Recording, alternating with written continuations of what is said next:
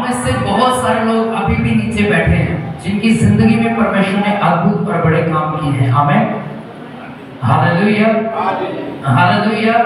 हमारे पास समय बहुत कम था, इसीलिए हमने उतने ही लोग खड़े किए थे ताकि वो समय कवर अप हो सके। अब हमारे पास सिर्फ खुदा की आवाज को सुनने के लिए 20 से 25 मिनट, सिर्फ 20 से 25 मिनट। तो आइए खुदावंद की आवाज को सुनने से पहले मैं चाहता हूं अपनी आंखों को बंद करें, आज के वचन के लिए प्रार्थना में चलते हैं। सर्वशक्तिमान जीवित खुदावंद जी, पवित्र सामर्थ्य परमेश्वर, कदूस इब्ने पाक यहोवा, हम आपके समीप आते हैं, धन्यवाद देते हैं खुदा इन बातों के लिए प्रभु जी जो आपने अपने लोगों को खुदावंद यहोवा जी चंगा किया, आज के वर्षिप में आनंद से भरा, अपने अभिषेक से भरा। धन्यवाद देते हैं आज के वचन के द्वारा आप अपने लोगों से बातें करें। पवित्र आत्मा जी, इस वचन के अनुसार आप लोगों की जिंदगियों को बदल दीजिए, इनके जीवनों से हर बंधन, हर श्राप आपके नाम से टूटे और आपका नाम जो महिमा आपको मिले, यीशु नाम में। आमीन, आमीन, आमीन। ये जो जितने भाई जो पीछे बैठे हैं, अगर गर्मी लग रहा है तो उठ के आगे आ जाइए। इधर जो पीछे जितने बच्चे बैठे हैं वो भी उठ के आगे आ सकते हैं। अगर गर्मी लग रहा है तो आगे आ जाओ, पंखे हैं आगे, हवा लगेगी। नहीं लग रही तो घर पे ना चलाना। Hallelujah, hallelujah, hallelujah. जागने वाले बोलेंगे हालेलुया, दोनों हाथों को उठाकर बोलेंगे हालेलुया। कितने लोग हैं जो आनंदित हैं?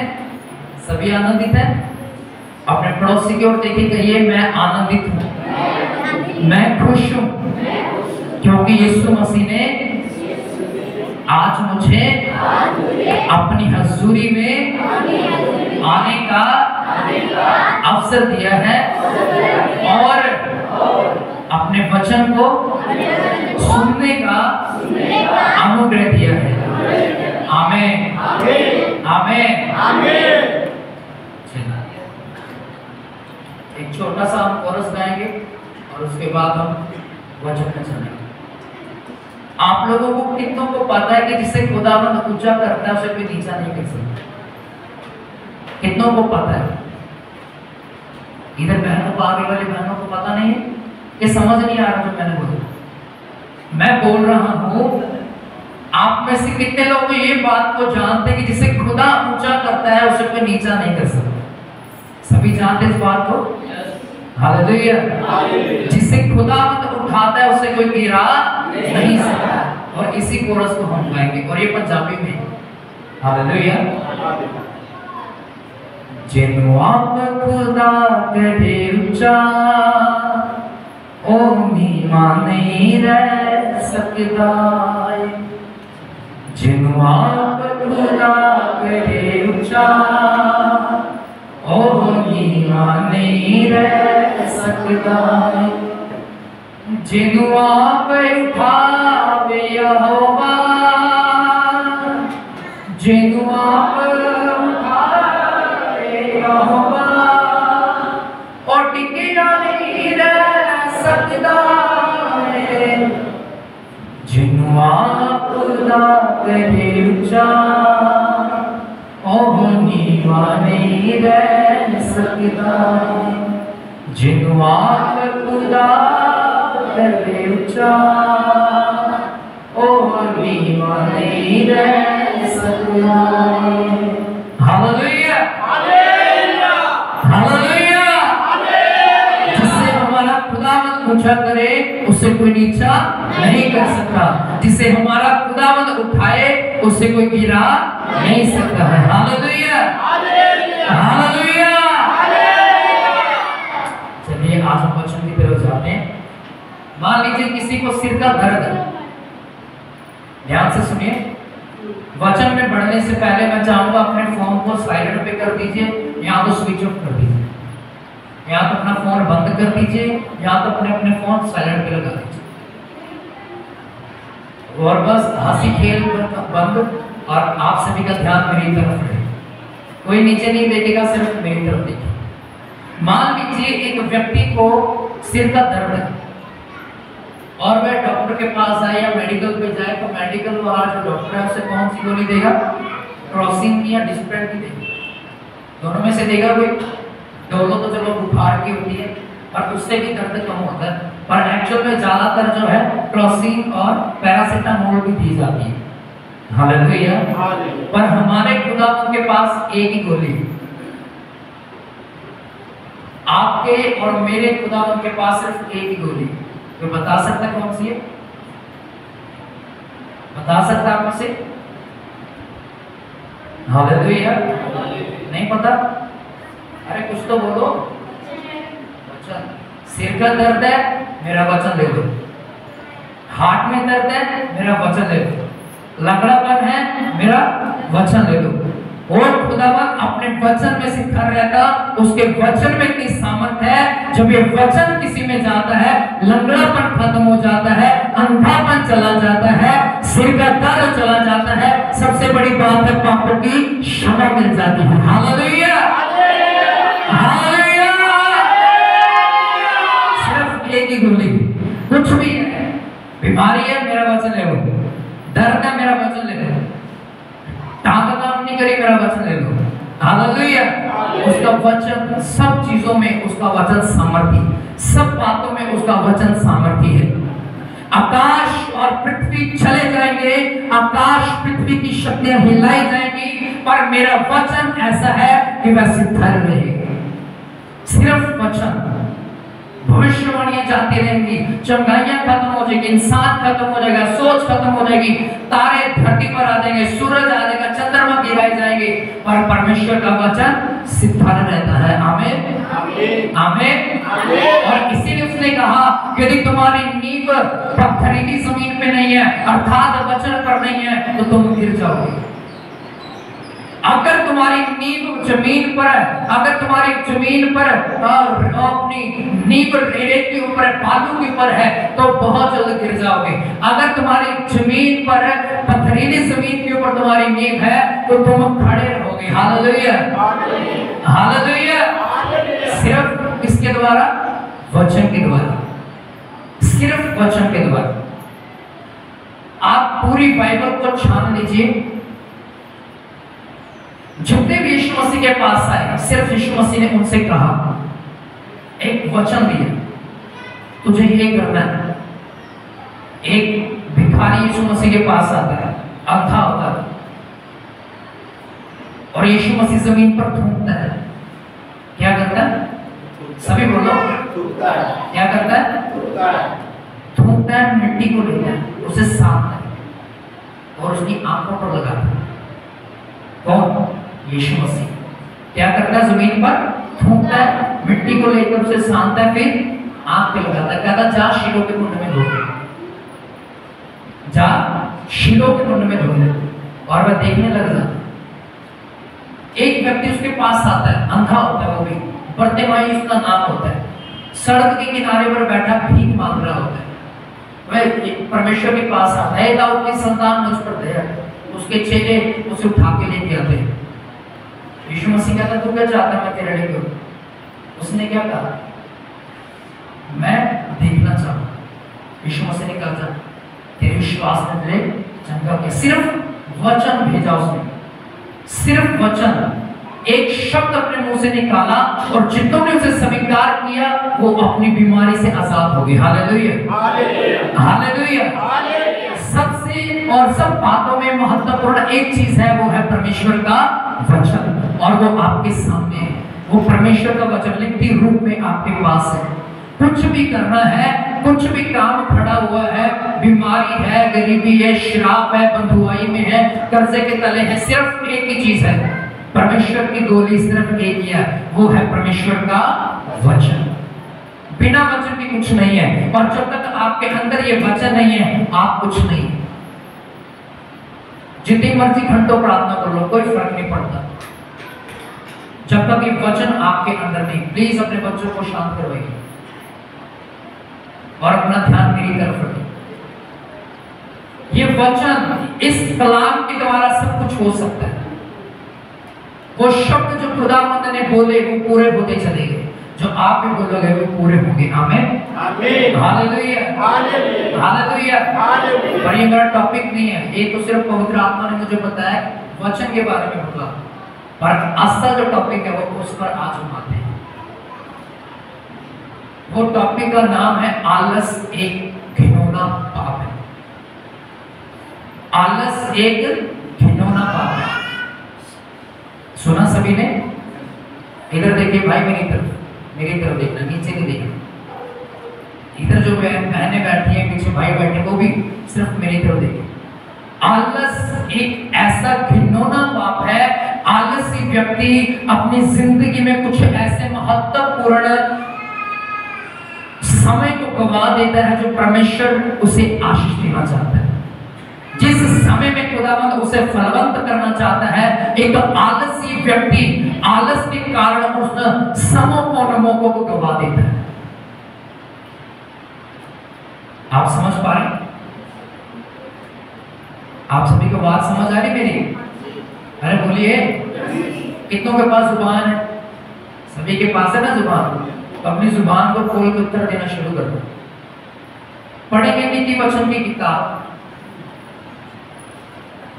6 अध्याय, उसके 9 वचन को निकालेंगे। इस बाइबल में नहीं, छोटी वाली बाइबल में देखो, जो नॉर्मल बड़ी बाइबल उसमें निकालेंगे। नीति वचन की किताब 6 अध्याय, उसका 9 वचन से लेके 11 वचन तक पढ़ लीजिए। आप ध्यान से सुनिए, कहता है, हे आलसी, तू कब तक सोता रहेगा? तेरी नींद कब टूटेगी? कुछ और सो लेना, थोड़ी सी नींद और एक झपकी, और थोड़ा और छाती पर दोनों हाथ रख के सो ले, तब तेरा कंगालपन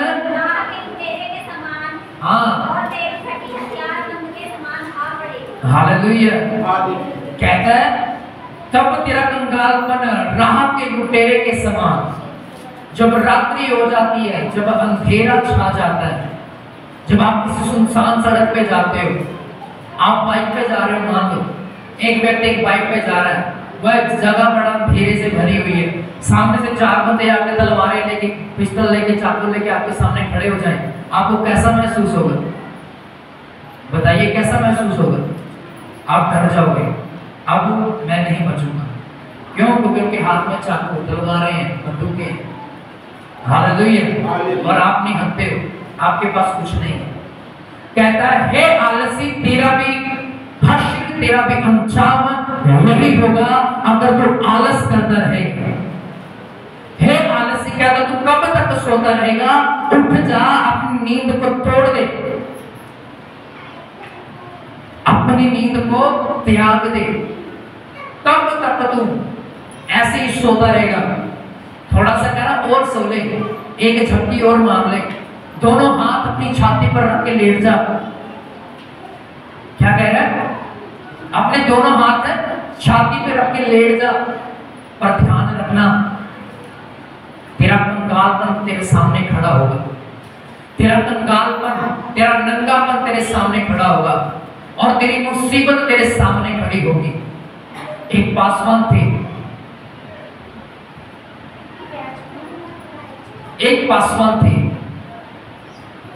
इटली के रहने वाले, रिचर्ड उनका नाम था। अब वो मसीह में नहीं है, सो गए मसीह में। उन्होंने बताया, एक व्यक्ति था, उसका एक्सीडेंट हो गया। ध्यान से सुनिएगा, एक छोटी सी स्टोरी है। एक व्यक्ति था, उसका एक्सीडेंट हो गया, और वो हर बात में कहता था, कोई नहीं कर लेंगे, कोई नहीं कर लेंगे। ध्यान से सुनने बात। उन्होंने कहा कि वह व्यक्ति हॉस्पिटल में जब पट्टी करवा रहा था, उसका ट्रीटमेंट चल रहा था, डॉक्टर ने पूछा, भाई इतना भयंकर एक्सीडेंट तेरा हो गया, तूने ब्रेक क्यों नहीं लगाई? और उसकी एक आदत थी, उस व्यक्ति की एक बड़ी बुरी आदत थी, और वो आदत थी कोई नहीं कर लेंगे, कोई नहीं कर लेंगे, कोई नहीं कर लेंगे। जब वह कुंवारा था, उसके माँ बाप ने कहा काम कर ले, तेरी शादी करनी, कर लेंगे, काम कर लेंगे। शादी हो गई, बच्चे हो गए। जब बच्चों को स्कूल छोड़ा, कर लेंगे, फिर क्या हुआ, छोड़ाएंगे, आलस, छोड़ाएंगे, कर लेंगे, बाद में कर लेंगे। बच्चे बड़े हुए, उसके अधीन नहीं रहे, उसके आलस के कारण उल्टा उसी पर क्रोध करना शुरू किया। काम पर गया, बॉस ने बोला वो फाइल पड़ी हुई है, 3 दिन हो गए उसे वहां पर पड़ी, कौन उठाएगा, सर कर लेंगे, क्या जल्दी कर लेंगे। ध्यान से सुनते रहना इन बातों को। एक दिन काम से अपने घर वापिस आ रहा है, काम से घर वापिस आ रहा है, आगे आगे ट्रक, ब्रेक मारने की वजह उसके दिमाग ने कहा ब्रेक मार कर हम मार लेंगे, उड़ गया और फिर हॉस्पिटल में गया। हालेलुया, क्या कहता, कर लेंगे, क्या जल्दी है। डॉक्टर ने पूछा ब्रेक क्यों नहीं मारी, मार लेंगे। हालेलुया, ये आलसी व्यक्ति की निशानी। कर लेंगे, बाद में करता हूं, थोड़ी देर बाद करूंगा। आलस वाला व्यक्ति कभी परमेश्वर के समीप नहीं जा सकता, कभी परमेश्वर की आवाज को सुन नहीं सकता, कभी वो व्यक्ति परमेश्वर से महान आशीषों को नहीं ले सकता, कभी स्वर्ग के राज्य में नहीं जा सकता। जो कहते कर लेंगे, क्या जल्दी है। Hallelujah, hallelujah. और वह व्यक्ति मर गया। प्रार्थना क्या दो, आधा घंटा प्रार्थना कर, हाँ करते हैं, थोड़ी देर बात कर लेंगे। क्या पता परमेश्वर तुझसे उस समय बात करना चाहता हूं, पवित्र आत्मा मुझे अभिषेक देना चाहता हूं, परमेश्वर तुझसे अद्भुत प्रकाशनों को देना चाहता हूं। हालेलुया। स्पॉट आप टेलीविजन देख रहे हैं, मान लीजिए एक व्यक्ति टीवी के सामने बैठा टीवी देख रहा है, पवित्र आत्मा उसके मन में डालता, उठ घुटनों पर आके प्रार्थना कर लेंगे, बाद में करते हैं। वह अपना बड़ा सुंदर मौका गवा दिया, उसने परमेश्वर से कुछ हासिल करना, परमेश्वर से कुछ देना चाहता था। पवित्र आत्मा ने फिर अगली बार आवाज दी, अपना फोन छोड़ दे, घुटनों पर आकर प्रार्थना कर लेंगे। यीशु ने कहा प्रार्थना करो कि तुम परीक्षा में ना पाए जाओ। हालेलुया। जो व्यक्ति प्रार्थना में समय व्यतीत करता है वह कभी परीक्षाओं में नहीं पाया जाता, इस बात को याद कर लीजिएगा। जो व्यक्ति प्रार्थना करता है, घुटनों पर आता है, आज से कुछ महीने पहले एक प्रीच हुआ था, सरमन दिया था यहीं से कि बलवान हार जाएगा, बुद्धिमान हार जाएगा, पर घुटनों पर आया हुआ मसीह कभी नहीं हारेगा। चाहे वो अपनी जिंदगी का कोई भी लेवल देखें, चाहे अपनी जिंदगी का कोई भी हालात देखें, वह अपनी जिंदगी में हमेशा अबव जाएगा, ऊपर जाएगा, नीचे नहीं आएगा। कब? जब घुटनों पर आकर प्रार्थना करेंगे। Hallelujah, hallelujah. नीति वचन की किताब 21 की 23 में लिखा, पढ़ना नहीं, लिख लीजिएगा। 21 की 25 में लिखा है, आलसी अपनी आलस ही में मर जाता है क्योंकि उसके हाथ काम करने से इनकार करते हैं। आलसी व्यक्ति अपने आलस के कारण मर जाता है क्योंकि उसके हाथ काम करने से इनकार करते हैं। समझ पा रहे सभी? आलस एक घिनौना पाप है जो आपको परमेश्वर से दूर करता है, जो आपको मसीह के प्रेम से अलग करने की कोशिश करता है, जो परमेश्वर के अभिषेक से आपको दूर लेके जाना चाहता है। आप सो रहे हैं, आपके मन में बार बार आ रहा है, क्यों ना मैं उठ के प्रार्थना करूं, क्यों ना मैं उठ के बाइबल पढ़ूं, क्यों ना मैं उठ के वर्शिप करूं, पर आप कह रहे हैं अभी नहीं, अभी मत नहीं, अभी बिल्कुल भी मन नहीं है। नीति वचन कहता है मन सब बातों में चंचल और सब बातों में धोखा देने वाला। मन, आपका दिमाग, आपका हृदय आपको धोखा देता है। शैतान इन्हीं चीजों को सिर्फ दिमाग और दिल के कारण ही आपके साथ डिस्ट्रीब्यूट करता है, खेलता है। वो आपके साथ खेलता है कि आप परमेश्वर की सामर्थ से साइड हट जाओ, उसकी अभिषेक से साइड हट जाओ, उसके मस्से को अपना हासिल कर पाओ। प्रार्थना करने के लिए बोला जाए, आते हैं, थोड़ी देर बाद आते हैं, पर आलस आ गया, आलस ने घेर लिया। आपका शरीर आपका सबसे बड़ा बैरी है। शैतान सबसे बड़ा बैरी नहीं है आपका, शैतान विरोधी नहीं है आपका, आपका शरीर आपका सबसे बड़ा बैरी, सबसे बड़ा विरोधी है, जो आपको मसीह के प्रेम से अलग करना चाहता है। दर्द हो रही है आपके और आप कहते हो बाद में प्रार्थना करूंगा। प्रार्थना करोगे तो ठीक हो जाएगा, नहीं करोगे तो बढ़ जाएगा। कब तक दवाइयों के आश्रय जियोगे? कब तक दवाइयों के सहारे बैठे रहोगे?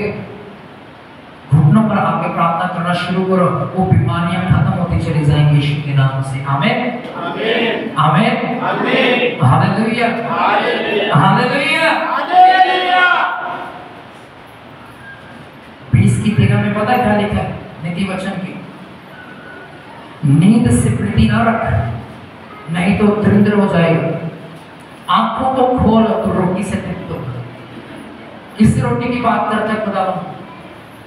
आत्मिक रोटी, स्वर्गीय रोटी, उसकी सामर्थ से, उसके अभिषेक से। हालेलुया। आपके साथ बहुत बार ऐसा हुआ होगा, आप फोन चला रहे हो पर आपके मन में आया फोन को छोड़ के प्रार्थना करते हैं। आपने नहीं किया, आपने बहुत बड़ा मौका गवाया उस समय। आपने परमेश्वर की आवाज को ठुकराया है, आपने परमेश्वर की सामर्थ को ठुकरा दिया है। आप टीवी देख रहे हो, आप अपने बच्चों के साथ समय व्यतीत कर रहे हो, परमेश्वर कहता है उठ, घुटनों पर आ जा, पर आपने बोला अभी नहीं, बाद में आऊंगा, बाद में प्रार्थना करूंगा, अभी मैं थका हूं। बीते दिनों 3 तारीख को चंडीगढ़ में हमारी मीटिंग थी। मैं सुबह 4 बजे, ठीक 4 बजे मुझे पापा ने उठा दिया। मैंने बोला था 4:30 बजे उठना। मैं रात को 1 बजे प्रार्थना करके सोया। मैंने पापा को बोला था कि पापा मुझे 4:30 बजे तक उठा देना, मैं 5 बजे तक तैयार होके निकल जाऊंगा मीटिंग के लिए, क्योंकि चंडीगढ़ मीटिंग 9 बजे स्टार्ट थी और जहां मैंने जाना था वो फर्स्ट टाइम जाना था और जाना भी मुझे बस पे था। और अगर मैं बाइक से जाता तो मैं 2.5 घंटे में पहुंच जाता, पर मुझे 4 घंटे लगे चंडीगढ़ पहुंचते, क्योंकि मुझे पता ही नहीं था कि मीटिंग एक्चुअली थी कहाँ, वो जगह ढूंढनी थी। और जब मैं रात को जब वापस आया 10:30 बज गए मुझे वापस आते, और मेरी बॉडी बिल्कुल जवाब दे रही थी कि तू नहीं जाते, बेड पर सो जाना, सो जाना, बेड पर तुझे बिस्तर चाहिए। मेरी ये दिल की एक उमंग थी, मेरे दिल की ये उमंग थी कि नहीं, तू मीटिंग तो करके आया है, परमेश्वर के साथ समय व्यतीत किया है, वो यार जो समय जो तूने सीखा है वहां पर जाके प्रचार किया, वर्शिप किया है, वो सब परमेश्वर के लिए तो किया है। रिसीव कर रहा था शैतान मेरे दिमाग को, खेल रहा था मेरे दिमाग के साथ।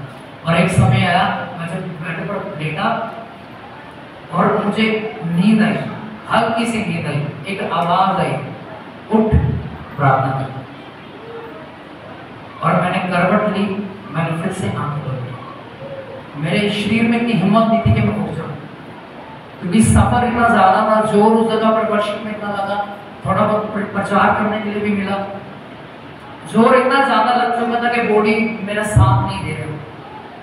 और मैंने लेटे लेटे दुआ की, प्रभु मुझे अपना बल देता कि मैं प्रार्थना कर सकूं, जैसे तेरा स्वर्गदूत तुझे सामर्थ्य देता था आगे बढ़ने के। लूका की किताब में लिखा, गतसमनी के बाग में जब यीशु ने प्रार्थना की, जब वो अपने मन में व्याकुल हो रहा था, तब वह गिरने जा रहा था, एक स्वर्गदूत आया, उसे उठाकर सीधा किया। यह वही स्वर्गदूत था जो स्वर्ग से उसे सामर्थ्य देता था। मैंने उस समय ये प्रार्थना की कि यीशु मसीह आज मुझे अपनी सामर्थ्य दीजिए ताकि मैं प्रार्थना कर सकूं। उसी समय मेरी आंखें खुली, मैं उठा, घुटनों पर आके मैंने 1.5 घंटा प्रार्थना किया। Hallelujah, hallelujah. आवाज मेरी नहीं थी, आवाज पवित्र आत्मा की थी। अगर मैं तीसरी बार कहता नहीं नहीं तो कि वो आवाज दोबारा नहीं आनी थी। हालेलुया। जब आवाज आए उसी समय उठ जाओ, प्रार्थना में चले जाओ, परमेश्वर अभिषेक देगा। आप यकीन मानिए, मैंने मुंह तक नहीं धोया, मैं ऐसे घुटनों पर बैठकर दुआ करने लगा और मैंने 1.5 घंटा दुआ की और मैं रात को 1:30 बजे सोया। हालेलुया। जब आप परमेश्वर के लिए कदम उठाते, परमेश्वर आपके लिए स्वर्ग के द्वारों को खोल देता है। Hallelujah, hallelujah. याद रखिए, जब भी मन में आए प्रार्थना करो, उसी समय बैठ जाओ, उसी समय घुटनों पर आ जाओ, क्योंकि वो आवाज पवित्र आत्मा की है। जितनों ने परमेश्वर की आवाज को सुना उन्होंने परमेश्वर से एक महान सामर्थ को पाया, पर जितनों ने उसकी आवाज को सुन के कठोर किया, दोबारा उनके कानों में आवाज नहीं आई। Hallelujah, hallelujah. सिर्फ एक वचन और पढ़ेंगे, लूका की किताब 22 अध्याय को निकालें। बाकी जो अपनी डायरियां लेके उन पर लिख लीजिएगा, सिर्फ एक ही जन निकाले। लूका की किताब उसका 22 अध्याय 22 के 39 से लेकर 40 तक पढ़ना शुरू करें। तब मैं बाहर निकलकर अपनी रीति के अनुसार जैतून पहाड़ पर गया और चेले उसके पीछे हो लिए। ध्यान से सुनिएगा इन बातों को, पढ़िए। उस जगह पहुंचकर उसने उससे कहा, प्रार्थना करो कि तुम परीक्षा में ना पड़ो। क्या कहा? फिर से पढ़िए। प्रार्थना करो कि तुम परीक्षाओं में ना पड़ो। अगर कोई व्यक्ति चाहता है कि उसकी जान विपत्तियों से बचे, तो उसे अपने घुटनों पर आना पड़ेगा। अब जब तक आप घुटनों पर नहीं आओगे, परमेश्वर आपकी प्रार्थना को सुनेगा जरूर, पर उत्तर नहीं आएगा।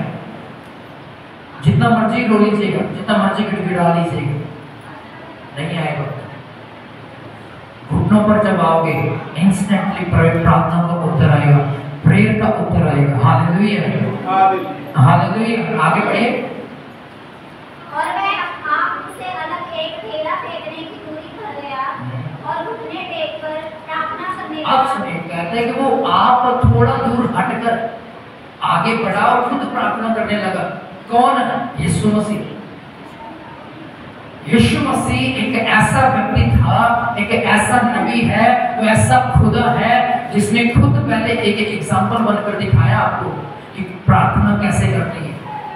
घुटनों पर जब बोला जाता कि घुटनों पर प्रार्थना करो, लोग चौंकड़ी मार के टांगे पर साकर बैठे होते। और वो प्रार्थना नहीं है, वो एक मजाक है, वो एक सिर्फ टाइम पास है। प्रार्थना होती है घुटनों पर, सिर्फ घुटनों पर आकर प्रार्थना होती है। Hallelujah, hallelujah. पढ़िए आगे क्या लिखा फिर इसी वचन को, इसी वचन को। और घुटने टेककर प्रार्थना करने लगा, हे पिता, यदि तू चाहे तो इस कटोरे को मेरे पास से हटा दे। आगे। तो भी मेरी नहीं, परंतु तेरी ही इच्छा पूरी हो। आगे। तब स्वर्ग से एक दूत उसको दिखाई दिया जो उसे सामर्थ्य देता था। वह अत्यंत संकट में व्याकुल होकर और भी हाथ की वेदना से प्रार्थना करने लगा और उसका पसीना मानो लहू की बड़ी बड़ी बूंदों के समान भूमि पर गिर रहा था। आगे। तब वह प्रार्थना से उठा और एक स्वर्गदूत उसे दिखाई दे, जो स्वर्ग से उसे समर्थ देता था, तसल्ली देता था, आनंद देता था।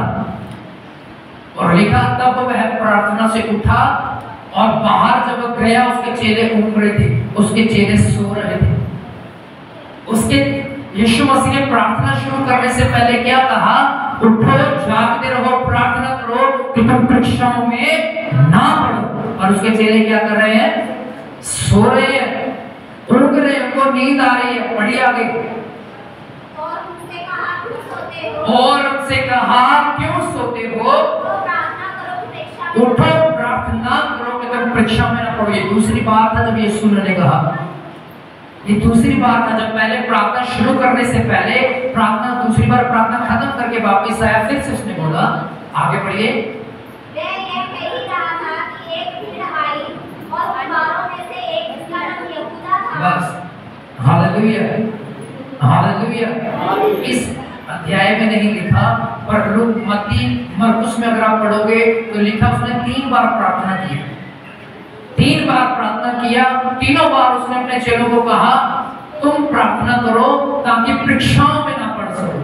पर उसके चेले जब भी वह प्रार्थना करके वापस आ रहा था तो उसके प्रार्थना करके लौटने पर वह क्या देखता है, उसके चेले सो रहे, ऊँग रहे। और उसने क्या कहा, उठो प्रार्थना करो ताकि तुम परीक्षाओं में ना पड़ो। Hallelujah, hallelujah. आपका प्रार्थना करना बड़ा जरूरी है। अगर आप में से किसी को पूछो कितनी प्रार्थना है, आधा पौना घंटा ही है, 5-10 मिनट ही है, कब बढ़ाओगे अपनी प्रार्थना को? आलस ना दिखाओ। मानते हैं कि आप काम करके आते फैक्ट्री में 12 घंटे काम करते हो। याद रखें, अन्य जातियों के लिए रात सोने के लिए बनाई गई है और क्रिश्चियन व्यक्तियों के लिए रात प्रार्थना करने के लिए बनाई गई है। जब दुष्ट आत्माओं का काम शुरू होता है, क्रिश्चियन उस समय सो रहे होते हैं, मसीह के लोग मसद हुए व्यक्ति सो रहे होते हैं। वह समय है आपका प्रार्थना करने का, वह टाइम है आपका प्रार्थना करने का जब आपको नींद आ रही है, जब आप 11 बज चुके, आपका शरीर आपका साथ नहीं दे रहा, उस समय है कि आप प्रार्थना करो, चाहे 1 घंटा करो, पर उस समय प्रार्थना में बैठ जाओ, क्योंकि परमेश्वर आपको बड़ा प्रतिफल देगा। Hallelujah, hallelujah. उस समय जब उस घर में चर्च लगता था, मैं 12:30 बजे के आसपास दुआ करने के लिए ऊपर चला जाता था। और आप यकीन मानिए इतनी नींद आती थी जब मैं बैठता था और मेरा सिर 2 बार नीचे लगा चुकी थी। और फिर मैं उठा, आंखों में पानी के छींटे लगाए, फिर से प्रार्थना में बैठ गया, फिर से नींद आनी शुरू हुई, फिर मैं उठा, फिर से आंखों में छींटे लगाए पानी के, फिर से प्रार्थना करने बैठ गया। मैंने ऐसे घंटों प्रार्थना की, मैंने ऐसे खुदावंद के अपने आप को दिए, ऐसे दिया मैंने अपने आप को। जब आप भी दोगे, अभिषेक को महसूस करोगे, आमेन, आमेन। सामर्थ को महसूस करोगे, आमेन, आमेन। Hallelujah, hallelujah. याद रखिए, आलसी व्यक्ति अपनी जिंदगी में बड़े सुंदर मौकों को गवा देता है। आप स्कूल से आए होंगे, आपका मन कह रहा है थोड़ी देर सो जा, फिर प्रार्थना करना है। और जब आपके मन में आया प्रार्थना कर, अगर आप उसी समय बैठते हो, एक बड़ा फेवर आपको का अपने तरफ देखोगे। लोग बीमारियों से आजाद नहीं होते क्योंकि वे पवित्र आत्मा की आवाज को नहीं सुनते, क्योंकि वे परमेश्वर की आवाज को नहीं सुनते। परमेश्वर अपना वचन भेजकर आने वाले तबाही से बचाता है। Hallelujah, hallelujah. आज ये जो वचन खुदा ने आपके लिए भेजा है, आपके आलस को खत्म करके आने वाली तबाही को बचाएगा। हालेलुया, आने वाली तबाही से, आने वाली विपत्तियों से आपकी जान को छुड़ाएगा। हालेलुया, कितने लोग विश्वास करते हैं? समझ आए इन बातों को? कितने लोग समझ पाए हैं? अगर जब भी आलस आए, उसी समय डांटो आलस को, यीशु के नाम से निकल, मैं प्रार्थना में बैठूंगा। जब भी आपके मन में प्रार्थना करो, उसी समय प्रार्थना में बैठ जाओ। जब आपके पास फ्री टाइम है, बाइबल उठाओ, बाइबल पढ़ना शुरू करो। जब आपके पास फ्री टाइम है, बाइबल पढ़ने का मन नहीं, प्रार्थना करने का मन नहीं, वर्शिप करना शुरू कर दो, परमेश्वर आपको फलवंत करेगा। Hallelujah, hallelujah. इस वचन के पढ़े जाने और सुनाए जाने पर परमेश्वर आशीष दे। आइए अपने घुटनों पर आ जाइए, प्रार्थना में चलते हैं। हमारा रक्षक कभी ऊँघता नहीं है, हमारा रक्षक कभी सोता नहीं है।